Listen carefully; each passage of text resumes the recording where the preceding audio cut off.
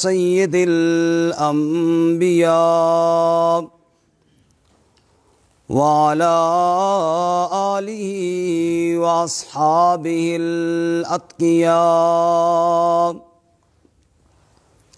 اما بعد فاعوذ باللہ من الشیطان الرجیم بسم اللہ الرحمن الرحیم یا ایہا الذین آمنوا لیستأذنکم الذین ملکت ایمانکم والذین لم یبلغوا الحلم منکم ثلاث مرات من قبل صلاة الفجر وحین تضعون ثیابکم من الظہیرۃ ومن بعد صلاة العشاء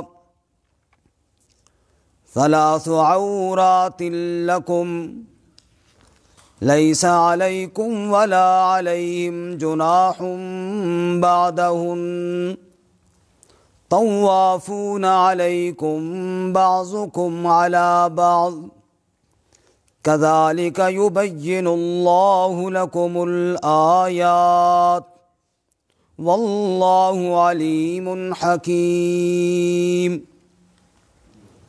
وَإِذَا بَلَغَ الْأَطْفَالُ مِنْكُمُ الْحُلُمَ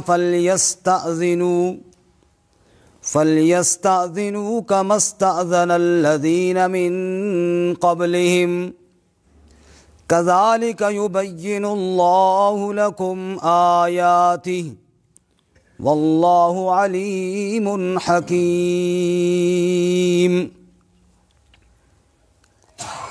یا ایہا الذین آمنوا اے ایمان والے لوگو لیستأذنکم الذین ملکت ایمانکم چاہیے کہ اجازت لیں تم سے وہ لوگ کہ جن کے تمہارے ہاتھ مالک ہیں یعنی تمہارے غلام والذین لم یبلغوا الحلم منکم اور وہ لوگ جو ابھی جوانی کو نہیں پہنچے تم میں سے ثلاث مرات تین وقت میں تین اوقات میں من قبل صلاة الفجر فجر کی نماز سے پہلے وحین تضعون ثیابکم من الظہیرہ اور جس وقت تم رکھ دیتے ہو اپنے کپڑے دوپہر کو وَمِن بَعْدِ صَلَاةِ الْعِشَاءِ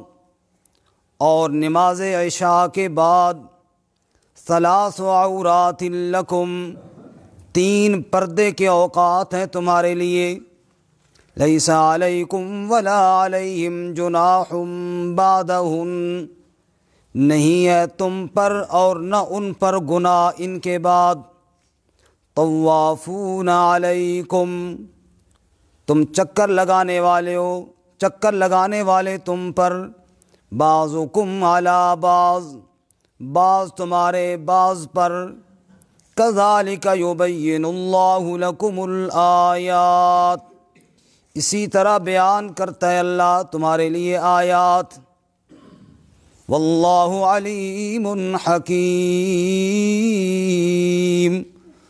اور اللہ تعالیٰ علم والا حکمت والا ہے وَإِذَا بَلَغَ الْأَطْفَالُ مِنْكُمُ الْحُلُمَ اور جب لڑکے تم میں سے جوانی کو پہنچ جائیں فَلْيَسْتَأْذِنُوا پس چاہیے کہ وہ بھی اجازت طلب کریں كَمَا اسْتَأْذَنَ الَّذِينَ مِنْ قَبْلِهِمْ جیسا کہ اجازت وہ لوگ طلب کرتے ہیں جو ان سے پہلے یعنی مذکور ہو چکے كَذَلِكَ يُبَيِّنُ اللَّهُ لَكُمْ آيَاتِهِ اسی طرح بیان کرتا ہے اللہ تمہارے لیے آیات واللہ علیم حکیم اور اللہ تعالیٰ علم والا حکمت والا ہے سبحان ربک رب العزت عما یصفون وسلام علی المرسلین والحمد للہ رب العالمین اللهم صل على محمد وعلى آل محمد كما صليت على إبراهيم وعلى آل إبراهيم إنك حميد مجيد اللهم بارك على محمد وعلى آل محمد كما باركت على إبراهيم وعلى آل إبراهيم إنك حميد مجيد۔ معزز سامعین، دوستوں اور بزرگوں اور بھائیوں، سورۃ النور کا 8واں رکوع آیت نمبر 58 اور 59 آپ کے سامنے تلاوت کی ہیں۔ اللہ رب العزت ان کے مطابق صحیح بیان کی توفیق عطا فرمائیں، اور ہمیں قرآن و سنت پر عمل کرنے کی توفیق عطا فرمائیں۔ سورۃ النور کی ابتدا میں آپ حضرات نے تفصیل سے سنا کہ معاشرے کی اصلاح کے قوانین اللہ تعالیٰ نے ارشاد فرمائے۔ بیچ میں منافقین کا بھی تذکرہ ہوا، اہل ایمان کا بھی تذکرہ ہوا، ان کی صفات بھی اللہ تعالیٰ نے بیان فرمائی، عقیدہ توحید کو بھی بیان کیا گیا، اس پر دلائل بھی بیان ہوئے۔ لیکن اس سورہ مبارکہ میں اصل موضوع اصلاح معاشرہ کے قوانین ہیں، جو کچھ پہلے بیان ہو چکے اور کچھ آج کے سبق میں بھی ہیں، اور کچھ انشاءاللہ آئندہ سبق میں بھی آئیں گے۔ چونکہ اسلام صرف نماز روزے تک محدود نہیں ہے۔ افسوس تو یہ ہے کہ آج اکثر لوگوں نے اسلام کو بس نماز روزے کی حد تک رکھا ہے، اسی پر ساری زندگیاں صرف ہو جاتی ہیں، بس یہاں تک ہی ساری پہنچ ہے۔ کاروبار کیسے کرنا ہے، معاشرہ کیسے چلانا ہے، ملک کا نظام کیسے چلانا ہے، اس میں اسلام کی کوئی ضرورت نہیں، نعوذ باللہ من ذالک۔ بس اسلام یہ ہے کہ وضو کیسے کرنا ہے، اسلام یہ ہے کہ نماز کیسے پڑھنی ہے، کیسے کھڑا ہونا ہے نماز میں، کیسے رکوع کرنا ہے، کیسے ہاتھ باندھنے ہیں، بس روزے کی کیا مسائل ہیں، حج کا کیا طریقہ ہے، بس انہی چیزوں میں ساری زندگی لگا دی۔ اس کو بازار تک نہیں لے کر گئے، تجارت کیسے کرنی ہے، کاروبار کیسے کرنا ہے۔ حالانکہ اسلام ایک مکمل ضابطہ حیات ہے۔ اسلام میری ذاتی زندگی، جو انفرادی زندگی ہے، جس کو ہم پرسنل لائف کہتے ہیں، ہر انسان کی اپنی زندگی ہے، اسلام اس کے بارے میں بھی مکمل رہنمائی دیتا ہے۔ اس کے بعد اسلام عائلی زندگی، جس کو ہم خاندانی زندگی کہتے ہیں، اس کے بارے میں مکمل رہنمائی دیتا ہے۔ ایک انسان باپ ہے تو اس کے ذمہ اولاد کی تربیت کیسے ہے، اسلام نے ساری چیزیں بتائی ہیں۔ اولاد کے ذمہ ماں باپ کی خدمت کیسے ہے، خاندانی زندگی میں اسلام نے یہ رہنمائی دی ہے۔ شوہر ہے تو بیوی کے ساتھ کیسے برتاؤ کرنا ہے، اور بیوی ہے تو شوہر کے ساتھ کیسا سلوک کرنا ہے، بھائی کا بھائی کے ساتھ کیسا رویہ ہونا چاہیے۔ اسلام نے ایک ایک رشتے کے جو حقوق تھے ان پہ رہنمائی عطا فرمائی ہے۔ پھر اس سے آگے بڑھ کر اسلام نے معاشرتی زندگی کو بیان کیا ہے، میرا میرے پڑوسیوں کے ساتھ کیسا تعلق ہے، ان کے ساتھ میرا اخلاق کیسا ہے اور برتاؤ کیسا ہے۔ رسول اللہ صلی اللہ علیہ وسلم نے فرمایا، وہ آدمی مومن نہیں، اللہ کی قسم وہ بندہ مومن نہیں کہ جس کی شرارتوں سے اس کا پڑوسی محفوظ نہیں۔ اسلام رہنمائی دے رہا ہے، اسلام رہنمائی دے رہا ہے۔ رسول اللہ صلی اللہ علیہ وسلم نے یہاں تک ارشاد فرمایا، خبردار کوئی آدمی اپنے گھر کے سالن کی خوشبو کے ذریعے بھی پڑوسی کو ایذا نہ پہنچائے۔ آپ نے گھر میں سالن بنایا، اللہ کے رسول صلی اللہ علیہ وسلم ارشاد فرماتے ہیں اس میں پانی تھوڑا زیادہ ڈالو شوربہ بڑھ جائے گا، ایک پلیٹ پڑوسیوں کو بھی ہدیہ دے دو، اب تم بناؤ جتنے خوشبوئیں آئیں خیر ہے، پڑوسیوں کے بچے بھی مطمئن ہوں گے کہ یہی چیز ہے جو ہمارے ہاں بھی آ گئی ہے۔ اور اگر تم یہ نہ دے سکو تو اپنے سالن کی خوشبوؤں سے پڑوسیوں کو ایذا نہ پہنچاؤ، اس کے بچے مطالبہ کریں گے کہ ہم نے بھی یہ چیز کھانی ہے، اور اس کے والد کے پاس اگر پیسے نہ ہوئے تو اس کے دل پر کیا گزرے گی۔ اسلام نے رہنمائی عطا فرمائی ہے۔ حدیث پاک میں آتا ہے پہلے دور میں یہ لکڑی کے چھت ہوتے تھے، اس کی کڑیاں اور شاتیر ہوتے تھے۔ اللہ کے نبی صلی اللہ علیہ وسلم نے ارشاد فرمایا کوئی اپنی کڑی اور لکڑی کے ذریعے پڑوسی کو ایذا نہ پہنچائے۔ فرمایا کوئی اپنی دیوار اونچی کر کے پڑوسی کی ہوا روک کر اس کو ایذا نہ پہنچائے۔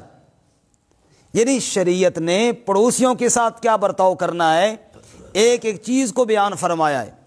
میں نے کل جمعے کے بیان میں بھی عرض کیا، پھر عرض کرتا ہوں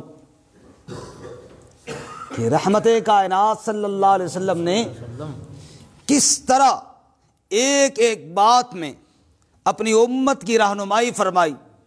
صحابہ کرام بیٹھے ہوئے ہیں، آپ صلی اللہ علیہ وسلم کی محفل لگی ہوئی ہے، ایک بندہ آ جاتا ہے، یا رسول اللہ تیسرا دن ہے، پریشان ہوں، لخت جگر گم ہو گیا، بچہ گم ہو گیا، بڑا پریشان ہوں، دعا فرمائیے کہ وہ گھر پلٹ آئے۔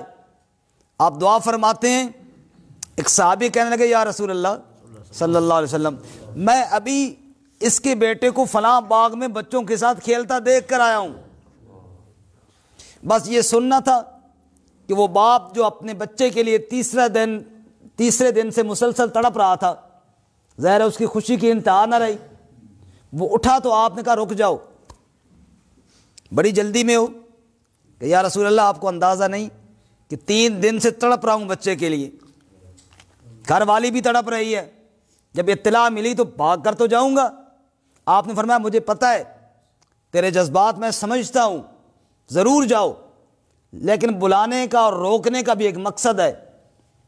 جب تم جاؤ گے نا اور جس باغ میں یہ بتا رہا ہے وہاں تم دیکھو گے دیگر بچے بھی کھیل رہے ہیں، تیرا بچہ بھی وہاں کھیل رہا ہوگا، ظاہر ہے تم بلاؤ گے اپنے بچے کو، اس کا نام لے کر بلانا، بیٹا کہہ کر نہ بلانا، جو بچے کا نام ہے وہ لینا کہ یا رسول اللہ ٹھیک ہے، لیکن یہ بات سمجھ میں نہ آئی کہ میرا اپنا بیٹا ہے، اگر میں اس کو بیٹا کہہ کے بلا لوں تو اس میں حرج ہی کیا ہے؟ بیٹے کو بچہ کہہ کے بلاؤں کیا حرج ہے؟ آپ صلی اللہ علیہ وسلم نے ارشاد فرمایا کوئی حرج نہیں، بالکل کہنا چاہیے، لیکن ایک باپ جب معصوم بیٹے کو بلاتا ہے تو شفقت اور محبت ٹپک رہی ہوتی ہے، اور 3 دن سے تیرا بچہ تجھ سے گم ہوا، وہ شفقت تیسرا دن ہے زیادہ جوش مار رہی ہے، اور جب 3 دنوں کے بعد تو بچے کو بلائے گا نا تو اس آواز میں جو لذت اور مٹھاس ہوگی اس کا اندازہ تمہیں نہیں ہے، کتنی شفقت اور کتنی محبت اور کتنے لاڈ سے تو اپنے بچے کو بلائے گا، نہ معلوم ان کھیلنے والے دیگر بچوں میں کوئی یتیم بچہ بھی ہو۔ جب تو اتنے لاڈ سے اپنے بچے کو بلائے گا، اس یتیم کے تو دل پر چھری چلے گی نا، کاش میرا بھی باپ ہوتا تو مجھے بھی اتنے پیار سے کوئی بلاتا۔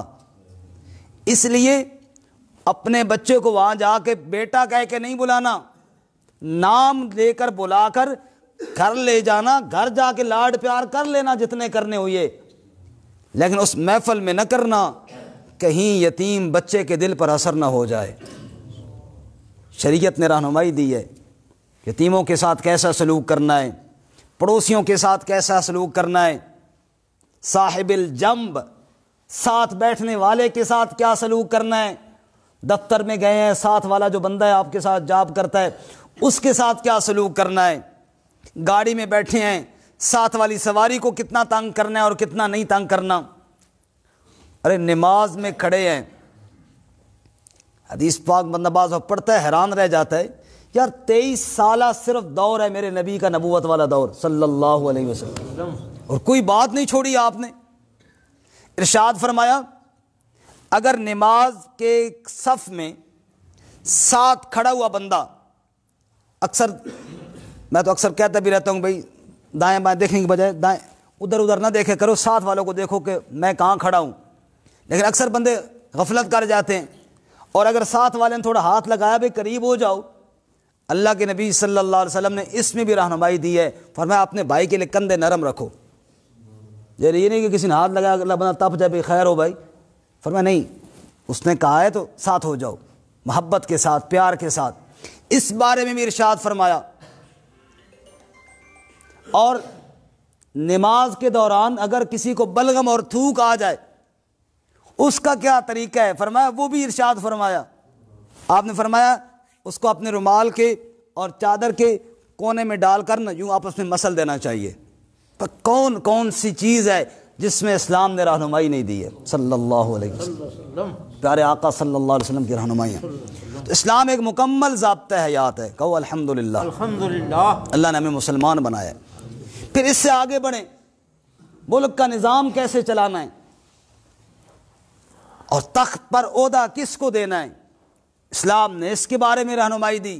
ان اللہ یأمرکم ان تؤدوا الامانات الی اہلہا، امانتیں اہل کو دو، حقدار کو دو، جو جس شعبے کا، جس سیٹ کا اہل ہے وہ اس کے حوالے کرو، اور اگر غیر اہل کے حوالے کیا گیا، اذا وسد الامر الی غیر ذی اہل فانتظروا الساعہ، پھر تو قیامت کا انتظار کرو۔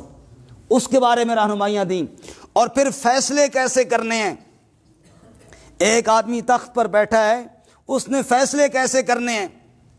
آپ صلی اللہ علیہ وسلم نے ارشاد فرمایا انصر اخاک ظالما او مظلوما، اپنے بھائی کی مدد کر، ظالم ہے تب بھی مدد کر، مظلوم ہے تب بھی مدد کر۔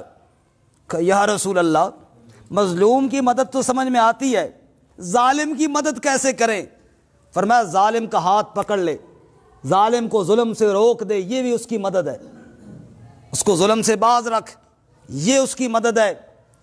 پھر اسلام نے بتایا انا انزلنا الیک الکتاب بالحق فاحکم بین الناس، ہم نے حق کے ساتھ کتاب نازل کی ہے، انصاف کے فیصلے اس کتاب کے ساتھ ہونے چاہیے۔ اسلام نے اس نظام کے، ملکی نظام چلانے کی رہنمائی دی ہے۔ پھر اس کے بعد اس سے آگے بڑھ کر دیکھیے کہ عالمی سطح پر دیگر قوموں کے ساتھ، دیگر ممالک کے ساتھ، ان کے حکمرانوں کے ساتھ، ان کے عوام کے ساتھ ہمارا کیا رویہ ہونا چاہیے، اسلام نے اس کے بارے میں رہنمائی عطا فرمائی ہے۔ ارشاد فرمایا اگر کوئی وعدے کی پاسداری کرتا ہے تم بھی وعدے کی پاسداری کرو، اور اگر کوئی وعدہ توڑتا ہے فَانبِذْ إِلَيْهِمْ عَلَىٰ سَوَاءٍ، تم بھی اس کا معاہدہ اس کی طرف پھینک دو۔ اسلام نے ایک بندے کی ذاتی زندگی سے لے کر عالمی زندگی تک ایک ایک لمحے میں اور ایک ایک موقع پر اور ایک ایک وقت کے لیے جو مذہب رہنمائی عطا فرماتا ہے اس کا نام اسلام ہے، اور وہی اللہ کے ہاں پسندیدہ دین ہے جو اللہ نے ہمیں عطا فرمایا ہے۔ سب کو الحمدللہ، الحمدللہ۔ ان الدین عند اللہ الاسلام، ان الدین عند اللہ الاسلام، اللہ کے ہاں یہی پسندیدہ دین ہے، دین اسلام ہے۔ دیکھیں ہم بعض دفعہ حیران رہ جاتے ہیں اور اللہ کا شکر ادا کرتے ہیں، شکر اللہ تو نے ہمیں مسلمان بنایا ہے، کہ ہمارا یہ چھوٹا سا بچہ ہے نا، اس کو بھی پتہ ہے کہ بھئی کپڑوں پر پیشاب لگ جائے کپڑے ناپاک ہیں۔ ہمارے بچے بعض دفعہ والدہ کہتی بھی ہے بس ٹھیک ہے گزارا کرو، لیکن وہ کہتے نہیں تبدیل کرنا ہے کیونکہ کپڑے گندے ہو گئے ہیں۔ 5 سال کا بچہ ہے، 6 سال کا بچہ ہے، سمجھتا ہے کہ کپڑوں پر پیشاب گر جائے کپڑے ناپاک ہیں۔ اسلام کی برکت ہے، اور ہم نے بڑے بڑے 50-60 سالہ غیر مسلموں کو دیکھا پیشاب پی رہے ہوتے ہیں۔ اس سے آپ اندازہ کریں کہ اسلام کا کتنا بڑا احسان ہے اور کتنا پاکیزہ اور سچا دین ہے۔ اچھا یہ الحمدللہ ہم سارے نماز پڑھنے والے ہیں، نماز کی جو بنیادی 3 شرطیں ہیں نا، بدن پاک ہو، کپڑے پاک ہو، جگہ پاک ہو، طہارت کی بنیادی 3 شرطیں ہیں۔ اور یہ ایسی شرطیں ہیں، انسان گلی میں جا رہا ہے بچا بچا کے کپڑے بھی بچاتا ہے، بھئی کپڑے ناپاک نہ ہو جائیں، جسم بھی بچاتا ہے جسم ناپاک نہ ہو جائیں۔ نمازی بندہ ہر وقت اپنے آپ کو پاک رکھنے کی کوشش کرتا ہے، ایسے ہے یا نہیں ہے؟ ایسے ہی۔ اور جو نمازی نہیں ہے وہ جناب پیشاب کیا بیٹھا اور جناب قطرے گر رہے ہیں اور گیا جی، پرواہ کوئی نہیں ہے۔ جناب رسول اللہ صلی اللہ علیہ وسلم نے ارشاد فرمایا میں نے اکثر عذاب قبر پیشاب کی چھینٹوں پر احتیاط نہ کرنے کی وجہ سے دیکھا ہے۔ اکثر عذاب قبر ہو رہا ہے، اس نے پیشاب سے احتیاط نہیں کی، قطرے گر رہے ہیں، پرواہ کوئی نہیں ہے، جسم پلیت ہو گیا، کپڑے پلیت ہو گئے، احساس ہی کوئی نہیں ہے۔ تو اسلام ایک پاکیزہ دین ہے اور پاکیزگی کو پسند کرتا ہے۔ خیر بات تمہید میں بہت لمبی ہو گئی، میں یہ عرض کر رہا ہوں اسلام ذاتی زندگی سے لے کر ہر موقع پر مسلمانوں کی رہنمائی کرتا ہے، اپنے ماننے والوں کی۔ اب اس سے قبل سورۃ النور میں ہم نے اجازت لینے کے احکامات پڑھے، شاید یاد ہوگا، ارشاد فرمایا تھا اے ایمان والو کسی کے گھر بغیر اجازت کے داخل نہ ہو، اجازت طلب کرو، اس کے بعد سلام کرو، پھر داخل ہو۔ وَإِن قِيلَ لَكُمُ ارْجِعُوا فَارْجِعُوا هُوَ أَزْكَىٰ لَكُمْ، اور اگر صاحب خانہ گھر پہ موجود نہ ہو اور تمہیں واپس پلٹ جانے کا کہا جائے تو فرجعوا، واپس لوٹ جایا کرو، اور وہاں جناب احتجاج کر کے اور ڈیرے ڈال کر بیٹھ نہ جایا کرو۔ هُوَ أَزْكَىٰ لَكُمْ، یہ بات تمہارے لیے بہت بہتر ہے اور بہت پاکیزہ ہے۔ اسلام رہنمائی دے رہا ہے کہ کس طرح جناب کسی کے گھر جانا ہے تو بغیر اجازت کے نہ جاؤ۔ اسی طرح بھئی موبائل سارے ساتھی اگر بند کر لیں تو بڑی مہربانی، تھوڑی دیر کے بعد پھر کہیں نہ کہیں سے آواز آ جاتی ہے۔ جزاک اللہ، اللہ جزائے خیر عطا فرمائے۔ آخر میں سب کو جناب موقع دیا جائے گا، خوب بات کر لیں۔ فرمایا کہ بغیر اجازت کسی کے گھر میں نہ جاؤ، سلام کر کے جاؤ، اور 3 دفعہ اجازت طلب کرو، 4تھی دفعہ پھر وہاں نہ احتجاج کرو۔ رسول اللہ صلی اللہ علیہ وسلم کا معمول تھا، آپ کسی گھر جاتے 1 دفعہ سلام کرتے، دوسری دفعہ کرتے، تیسری دفعہ کرتے، چپ کر کے واپس چلے جاتے۔ جزاک اللہ خیر۔ فون بے شک فون پہ آوے۔ ہمارے ایک مولوی صاحب کہتے ہیں ہماری مسجد میں پروگرام ہو رہا تھا، ہم نے صفائی کرائی تو جو ہی فارغ ہوئی تو ایک بندہ آ کے واش روم میں گھس گیا۔ اب میں بڑا غصہ ہے، یار صفائی کرائی ہے اور یہ گند کرے گا۔ میں نے کہا یہ باہر نکلے، میں اس کا بندوبست کرتا ہوں۔ کہتا ہوں جو باہر نکلا تو میں نے اس کو کہا بھائی تمہیں شرم نہیں آتی، نماز کا ٹائم نہیں ہے، ادھر آ کے گندہ کر دیتے ہو۔ کہتا جی غلطی ہو گئی، آج کوئی پروگرام ہے ادھر؟ میں نے کہا ہاں۔ کہتا 5000 کا نوٹ نکالا، یہ میری طرف سے ہدیہ لے لو۔ کہنے کہ میرا سارا غصہ ہی ٹھنڈا ہو گیا، اور میں کہا میرے بھائی آئندہ تینوں پیشاب نہ بھی آیا ہوئے تو آ کے بہ گیا کر،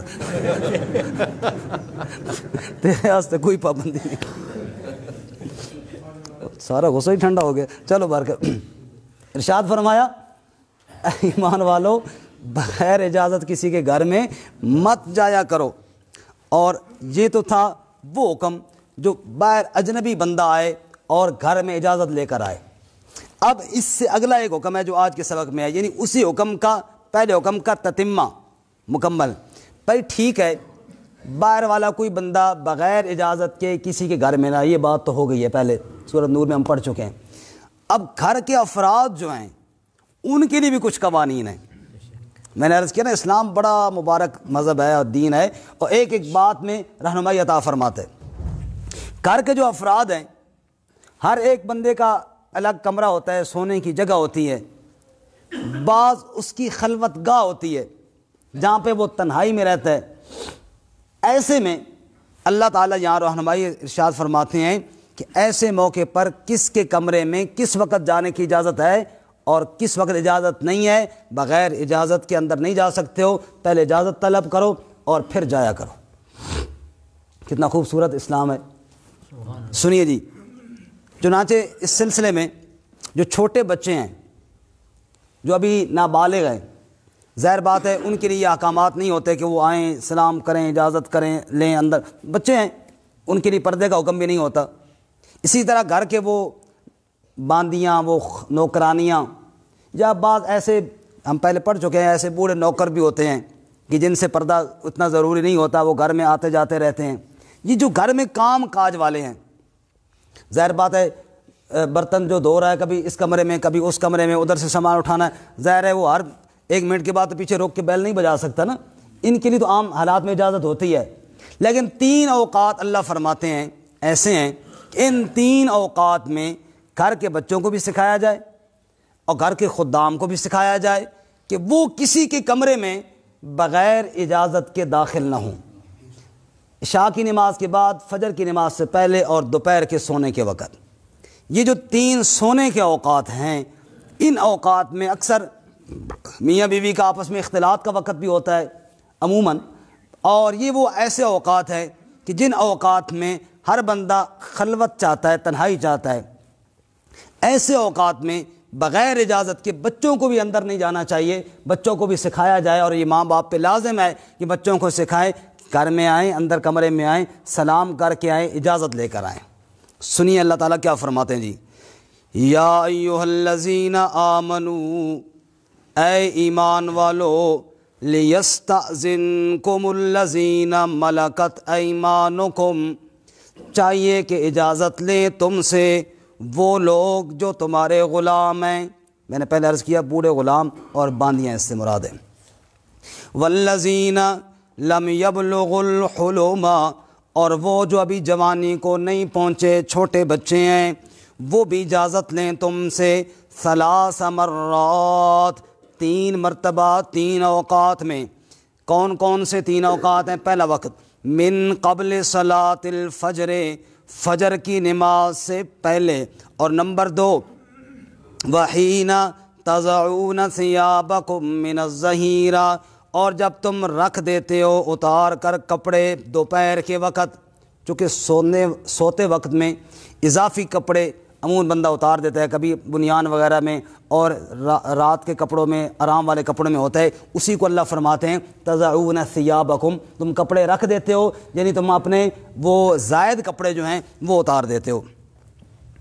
حین تضعون ثیابکم من الظہیرہ، دوپہر کے وقت، اور تیسرا وقت ومن بعد صلاۃ العشاء، اور عشاء کی نماز کے بعد۔ یہ جو آرام کے وقت ہیں، یہ جو سونے کے وقت ہیں، کسی بچے کو بھی شریعت اجازت نہیں دیتی کسی کے کمرے میں جا کر گھس جائے، کسی بچے کو بھی اجازت نہیں ہے کہ دوسرے کے کمرے میں گھس جائے۔ اس سے آپ اندازہ کریں کہ آرام کے اوقات میں کسی کو اذیت دینا اللہ کے ہاں کتنا ناپسندیدہ عمل ہے۔ ایک آدمی سویا ہوا ہے اور اس کو جناب پھر آپ تنگ کرتے ہیں، اور پھر آپ اس کو جناب بے آرام کرتے ہیں، اور پھر آپ اس کو بلاتے ہیں، اور جناب اس کو جناب آپ ڈسٹرب کرتے ہیں آرام کے اوقات میں، یہ جائز ہے؟ بولیں جی جائز ہے؟ نہیں۔ اور چلے جائے کہ لو جی پھر ایک موبائل بول گئے، اور چلے جائے کہ آدھی رات کو کوئی بندہ کسی کو فون کرے، پھر ایک بار کرے، پھر دوسری بار کرے، پھر میری طرف دیکھیں جی، توجہ، مہمان بیٹھ رہے ہیں آپ میری طرف دیکھیں، پھر بار بار اس کو تنگ کریں، یہ کہاں سے جائز ہو گیا؟ اور میں بعض دفعہ حیران ہوتا ہوں، چونکہ ہمارا مولوی جو ہوتا ہے نا، یہ پورے محلے کا مشترکہ، آپ کیا کہیں جی مفتی صاحب، نہ وہ نہ مفتی صاحب نے خطرناک لفظ بولا ہے، وہ نہیں ہوتا۔ تو برکت ہر بندہ اپنا پورا حق رکھتا ہے اس پہ۔ کئی دفعہ ایسے ہوا کہ رات کو 12 بجے جناب آئے، اٹھو جی کہ دم کرو، کیا کرو؟ اور میں آپ کو اپنی ذاتی لطیفے کی ایک بات سناؤں کہ ہمارے محلے میں، یہاں ترامڑی کی بات ہے، رات کو 12:30 1 بجے ایک بندے نے فون کیا، ایک بار دوسری بار تھی، آخر میں نے اٹھایا تو اس نے کہا جی میں فلاں بول رہا ہوں، پہچان لیا؟ میں نے کہا جی پہچان لیا۔ کہتے میرے بھائی کی طبیعت خراب ہے، آ کے دم کرو اگر میں نے کہا جی ٹھیک ہے۔ کہتے میں موٹر سائیکل لے کر آ جاتا ہوں، آپ دم کر دیں۔ میں نے کہا جی ٹھیک ہے۔ وہ لے کر آ گیا، ان کا گھر تھوڑا دور تھا، میں وہاں چلا گیا، ادھر جناب حسب توفیق دم درود کیا تو اللہ تعالیٰ نے اس کو خیر کر دی، ٹھیک ہو گیا۔ اب جب ٹھیک ہو گیا نا، مجھے کہنے کا ہوں تسی آپ پہ لگے ویسے ہو کے یعنی خود چلے جاؤ گے واپسی میں؟ میں نے آگے سے کہا نہیں میں ہوں وہنا کتنے میں 2 دھڑے تھی راساں میں اب واپس نہیں جاتا ہوں، اب میں ادھر ہی رہوں گا، کیا پتہ پھر طبیعت خراب ہو جائے۔ مطلب نکلا تو آپ جاؤ جناب، آپ خود ہی چلے جاؤ، پیدل ہی چلے جاؤ۔ تو یہ حال ہے۔ شریعت کہتی ہے بچہ بھی نہ جائے اس وقت میں، بچہ بھی کسی کے آرام میں مخل نہ ہو جائے۔ اس لیے یہ ساری باتیں میں عرض اس لیے کر رہا ہوں کہ یہ سیکھنے کی چیزیں ہیں۔ کسی کے آرام کو، کسی کے اوقات کو یوں ڈسٹرب کرنا اور اگلے آدمی کو تنگ کرنا، یہ بجائے دعا کے بعد اب دعا نکل جاتی ہے، بندہ سویا ہوا ٹھنڈ میں اوپر سے رضائی کھینچ کے بندہ کہتا ہے اٹھو میرے واسطے دعا کر رکھیں. اب بتاؤ اس نے دعا کرنی ہے کہ کیا کرنی ہے؟ ہر بات کا کوئی طریقہ ہوتا ہے. اسی طرح اکرام میں بعض حضرات محبت سے کرتے ہیں لیکن آداب کا سیکھنا بہت ضروری ہے. اس لیے علماء نے فرمایا نا کہ ایک آدمی کسی کی ہدیہ دے دے, سب سے بہتر طریقہ علماء فرماتے ہیں یہ ہے جیسے ابھی قاضی صاحب نے عمل کیا, چپ کر کے جناب پیسے دے دے. اب پیسے دینے کا فائدہ کیا ہوگا؟ اگلے آدمی نے دوائی خریدنی ہے وہ خریدے گا, اگلے آدمی نے خوراک آٹا گھر میں لے کر جانا ہے وہ لے کر جائے گا, جو اس کی ضرورت ہے وہ لے کر جائے گا. ایک سب سے اعلیٰ طریقہ یہ ہے. دوسرا طریقہ یہ ہے کہ کھانے کی چیز اس کو دے دی جائے, گھر میں خود پکائے, بچے کھائے, سب کھائے, یہ اگلے آدمی کو راحت پہنچانے کا. تیسرا طریقہ فرماتے ہیں جو اس سے دونوں سے کم درجے کا ہے وہ یہ کہ اپنے گھر میں بلایا جائے اور اس کو کھانا کھلایا جائے, اور اس میں بھی یہ دھیان کیا جائے کہ اگر کوئی آدمی کہتا ہے میں یہ چیز نہیں پسند کرتا, اس کو مجبور نہ کیا جائے کہ تو کھا ہی کھا. جیسے بعض ہمارے ہاں چائے کا بڑا رواج ہے, بعض لوگ جناب چائے زیادہ پینے کے شوقین ہیں, بعض میری طرح کم پیتے ہیں, میں خود اتنا زیادہ شوق نہیں رکھتا ہوں, اور بعض اب چائے پی پی پی کر وہ جی شوق کچھ نہیں ہونا جی, پیو ہی پیو. اب وہ بندہ وہ پی تو لیتا ہے, اب ذرا اگلا بندہ ناراض ہو رہا ہے, اب وہ بیچارہ اپنے طور پہ اکرام کر رہا ہے لیکن اگلے آدمی کا بیڑا غرق کر رہا ہے. اس لیے کچھ عرصہ پہلے قاضی صاحب کو یاد ہوگا, جمعے والے دن میں گاؤں سے آیا تھا اور میں یہاں پہ جب جمعے سے تھوڑا پہلے سٹاپ پہ اترا ہوں تو مجھے اتنے چکر آئے کہ میں گر گیا. یہ جمعہ صاحب تشریف فرمائے ہیں, اللہ ان کو جزائے خیر دے, انہوں نے مجھے اٹھا کے پہنچایا. اس دن پیچھے پتہ ہے واقعہ کیا ہے کہ ہمارے گاؤں میں چائے کا بڑا رواج ہے نا, اور ایک آدھ دن جب گاؤں میں جاتا ہے نا, اس کے پاس گیا, او جی پیو جی خیر ہے کچھ نہیں ہونا, ادھر پی ادھر پی پی پی پی کہ میری اتنی سخت طبیعت خراب ہوئی, اور پی چائے تھی ساری, اور مسئلہ کوئی نہیں تھا. تو حالات یہ ہیں کہ اس ساری چیزوں میں راحت پہنچانا اس کا خیال کیا جائے. اللہ تعالیٰ میں توفیق عطا فرمائے. بات پھر لمبی نہ ہو جائے, میں بات ختم کروں. تو اللہ فرماتے ہیں ان 3 اوقات میں کوئی کسی کے کمرے میں بھی نہ جائے. ثلاث عورات لکم, یہ 3 پردے کے اوقات ہیں تمہارے لیے. پردے کے اوقات میں کوئی کسی کے پاس نہ جائے. شریعت نے کتنا حیا کا حکم دیا ہے کہ بچے بھی ایسے وقت میں نہ جائیں, نامعلوم ماں باپ کی کوئی ایسی حرکت دیکھ لیں کہ جو ان کے دل میں نقش ہو جائے اور پھر اس سے ان کی عادت خراب نہ ہو جائے. اب شریعت نے اتنا احتیاط برتنے کا حکم دیا ہے, اور آج کے ماحول میں ہم دیکھیں باپ بھی بیٹھا ہے, ماں بھی بیٹھی ہے, بہنیں بھی بیٹھی ہیں, بھائی بھی بیٹھے ہیں, اور فلم چل رہی ہے, ڈرامہ چل رہا ہے, اور اس کے اندر انتہائی بےہودگی ہے, اور اس کے اندر انتہائی عیاشی اور بے حیائی کی باتیں چل رہی ہیں, اور سارے جناب دیکھ کر ہنس بھی رہے ہیں. تو پھر بتاؤ اس قوم سے حیا نہیں اٹھے گا تو کیا ہوگا یہاں پہ؟ طفل سے بو کیوں کر آئے ماں باپ کے اتوار کی, اکبر الہ آبادی تڑپا. طفل سے بو کیوں کر آئے ماں باپ کے اتوار کی, دودھ ہے ڈبے کا تعلیم ہے سرکار کی. ماں باپ کے طریقے کہاں سے آئے بچوں میں؟ ہم کہتے ہیں ہمارے ماں باپ بڑے اچھے تھے, وہ تو تھے اچھے, ہم نے کیا کر دیا؟ ماحول کیسا دے رہے ہیں؟ جیسا بچے کو ماحول دیں گے نا. آج کل ڈرامہ ایک چلا ہے وہ مجاہدین والا, ہم نے گلی میں کئی بچوں کو دیکھا وہ مارے حق اللہ سبحان اللہ پتہ نہیں کیا کہہ رہے ہیں. وہ بچوں نے جو دیکھا ڈرامے میں ہی ہے, لیکن زبان پہ بات چل گئی. تو جو وہ دیکھیں گے ان کے دل پہ نقش ہو جائے گا. اگر ماں باپ ان کو ایسے ماحول مہیا کریں گے تو پھر ظاہر بات ہے نا انہوں نے بڑے ہو کر یہی کرنا ہے. اس لیے فرماتے ہیں ثلاث عورات لکم, ان 3 اوقات میں کوئی کسی کے کمرے میں بغیر اجازت نہ جائے. اس کے علاوہ باقی اوقات میں بچوں پہ پابندی نہیں ہے, گھر کے خدام پہ بھی پابندی نہیں ہے. لیس علیکم ولا علیہم جناح بعدہن, نہ تم پر نہ ان پر گناہ ہے ان اوقات کے علاوہ بعد. کیوں؟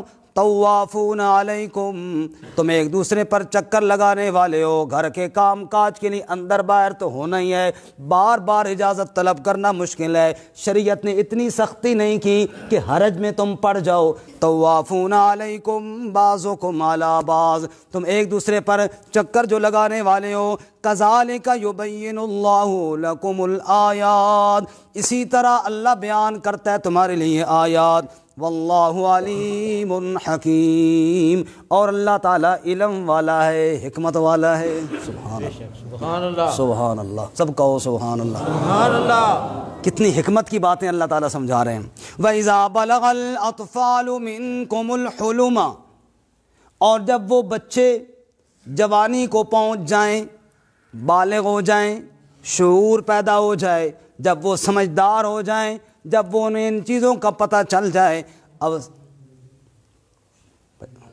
توجہ میری طرف رہے جی، فرمایا وَإِذَا بَلَغَ الْأَطْفَالُ مِنْكُمُ الْحُلُمَ، جب بچے جوانی کو پہنچ جائیں، باتوں کو سمجھنا شروع کر دیں، فَلْيَسْتَأْذِنُوا كَمَا اسْتَأْذَنَ الَّذِينَ مِنْ قَبْلِهِمْ، اب ان کو اجازت نہیں ہے بلکہ لازم ہے ان پر بھی کہ وہ بھی اجازت طلب کرائیں، جیسے کہ بڑے باقی لوگوں کو حکم دیا کہ بغیر اجازت کے کسی کے گھر میں نہ جاؤ، جب یہ بچے جوانی کو پہنچ جائیں اب ان کو بغیر اجازت کسی کے گھر جانے کی اجازت نہیں ہے۔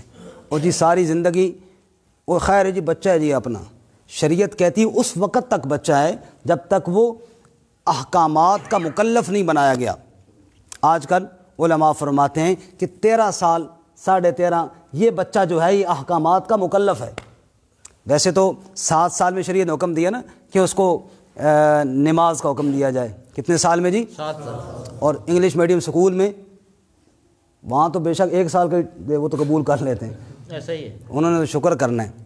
اب جب سکول کی باری آئے تو 3 سال کے بچے جا رہے ہیں نا، کسی کو کہو کہ یار چھوٹا یار بچہ ہے ابھی رہنے دو، اور نہیں جی نہیں بادشاہ بڑا سمجھدار ہے، یہ بچوں بڑا تیز ہے جی، اس کو بھیجیں گے تو بات بنیں گی۔ اچھا وہی بچہ جب 10 سال کا ہو گئے، یار اس کو نماز کا کہو، او جی مولوی جی اجے تو بچہ ہے نا جی، ایسے ہے یا نہیں ہے؟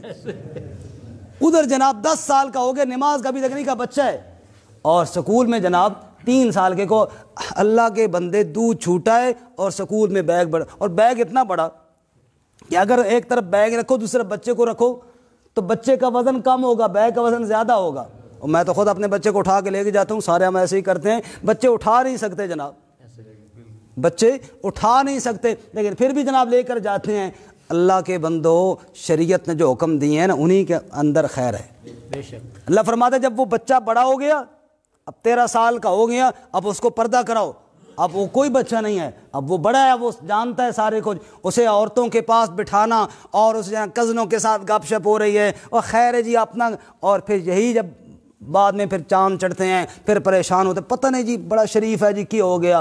بھائی ماحول جو شریعت نے بتایا ہے نا اس پر عمل کرو گے تو انشاءاللہ خیر ہی خیر ہوگی، اور جب شریعت کو اللہ کے احکامات کو مذاق بنا کر کہیں گے، اپنی سمجھ اوپر تھوپیں گے، اللہ نے اس لیے فرمایا نا واللہ علیم حکیم، تم علم والے نہیں ہو، اللہ علم والا ہے، اللہ حکمت والا ہے، اس لیے اللہ حکمت والا کہہ رہا ہے وَإِذَا بَلَغَ الْأَطْفَالُ مِنْكُمُ الْحُلُمَ، جب بچے جوانی کو پہنچ جائے، سمجھدار ہو جائیں، فَلْيَسْتَأْذِنُوا، وہ اجازت لیں، كَمَا اسْتَأْذَنَ الَّذِينَ مِنْ قَبْلِهِمْ، جیسا کہ باقی بڑے لوگوں کو اللہ نے اجازت کا حکم دیا ہے، ان کو بھی حکم ہے۔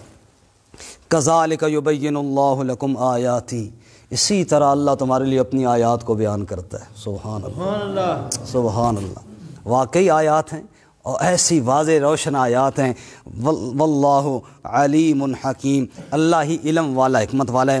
اچھا ان دونوں آیتوں کے آخر میں دیکھو نا، واللہ علیم حکیم، دونوں آیتوں، پہلی آیت جو ہم نے پڑھی اس کے آخر میں ہے واللہ علیم حکیم، اس دوسری آیت کے آخر میں بھی ہے واللہ علیم حکیم، علم والا بھی اللہ، حکمت والا بھی اللہ۔ کیا مطلب؟ خبردار کوئی اپنا علم نہ جھاڑے اس کے مقابلے میں، اپنا علم کوئی نہ جھاڑے اس کے مقابلے میں، تمہارا علم کیا علم ہے رب کے مقابلے میں؟ واللہ علیم، اللہ علم والا ہے۔ اور اپنی حکمتیں بھی نہ جھاڑو کہ جناب اس میں یہ ہوگا فائدہ ہوگا، فرمایا نہ، جس چیز میں رب بتا رہے نقصان ہے اس میں نقصان ہی نقصان ہے۔ اللہ حکمت والا بھی ہے، اللہ تعالیٰ علم والا بھی ہے۔ آج کے سبق کا خلاصہ یہ ہے، اصلاح معاشرہ کے قوانین میں ہم نے پہلے پڑھا تھا کسی کے گھر بغیر اجازت کے نہ جایا جائے اور سلام کر کے جایا جائے۔ رسول اللہ صلی اللہ علیہ وسلم نے دروازے پہ نا، ضمناً ایک بات ہی بھی عرض کر دوں، ایک آدمی نے دستک دیا، آپ نے پوچھا کہ کون ہے؟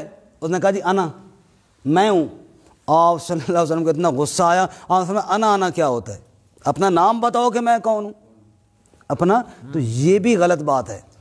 ہمارے یہاں دروازے پہ، چلو آج کل وہ اتنا رواج نہیں رہا، موبائل فون پہ ہے، کئی دفعہ کال آتی ہے، السلام علیکم جی، وعلیکم السلام، کون ہے جی؟ اچھا ہوں بھول ہی گئے ہو سانو۔ اگلا بندہ پتہ نہیں کس پریشانی میں ہے، بھائی میں مصروف ہوں تھوڑا، اب ظاہر ہے جی تسی بڑے لوگ ہو، تسی ہوں ساڈی گل کتنے سننے ہو جی؟ بھائی پہلے اپنا تھا، بھائی آپ کون ہیں؟ کوشش کرو ذہن پہ زور دیں۔ وہ کئی دفعہ مجھے ایسا ہی کرتے ہیں، میں تو پھر وہ بند کر دیتا ہوں۔ پھر وہ کال آتی رہتی ہے، پھر میں نہیں سنتا ہوں جب تک وہ میسیج نہ کرے کہ میں فلانا بندہ بول رہا ہوں۔ بھائی یار ہم اپنے ذہن پہ زور کیوں دیں؟ آپ مہربانی کر کے بتا دیں نا، ہمارا ذہن اتنا فارغ ہے کہ سوچتے رہیں کہ یہ کال کس کی آئی ہے۔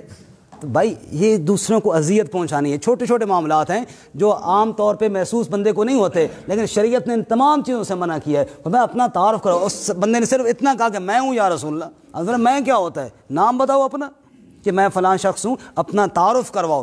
اور پھر ایک دفعہ پوچھا گیا نا جی دروازے پہ کون ہے، کہا جی زینب، اور ایو زینب، کون سی زینب ہے؟ زینبیں تو بہت ہیں، بتاؤ زینب فلاں شخص کی بیوی وہ آئی ہے، یعنی مکمل تعارف کرواؤ۔ یہ نہیں کہ کوئی ایسا ایک نام بتاؤ، کون ہے جی؟ یہ سلیمان، یہ مثال کے طور پہ کوئی سلیمان بیٹھا تو خفا نہ ہو، سلیمان، بھائی کون سا سلیمان؟ پوری بات ایسی کرو تاکہ اگلے بندے کو بات سمجھ میں آ جائے یہ فلاں شخص بول رہا ہے۔ تو مکمل پہلے تعارف کروانا۔